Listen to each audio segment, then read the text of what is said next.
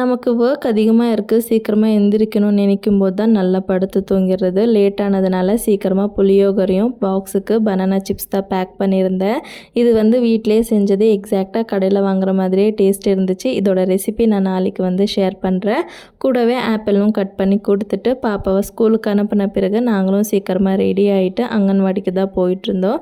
தம்பிக்கு 10th month vaccine bending இருந்துச்சு. இன்றைக்கி போய் போட்டுட்டு வந்துடலான்னு சொல்லிட்டு ஃபஸ்ட்டு அங்கே எங்களை விட்டுட்டு ஹஸ்பண்ட் பாப்பாவோட ஸ்கூலுக்கு போயிட்டு அவளுக்கு யூனிஃபார்ம் பெரிய சைஸ் கொடுத்துருந்தாங்க. அதை போய் எக்ஸ்சேஞ்ச் பண்ணிவிட்டு வந்துட்டாங்க. கையில் இன்ஜெக்ஷன் போடும்போது சைலண்ட்டாக இருந்தால், காலுக்கு இன்ஜெக்ஷன் போடும்போது ஒரே அழுக. கொஞ்ச நேரம் அவனை காம் டவுன் பண்ணிவிட்டு வீட்டுக்கு ரிட்டர்ன் ஆகியாச்சு.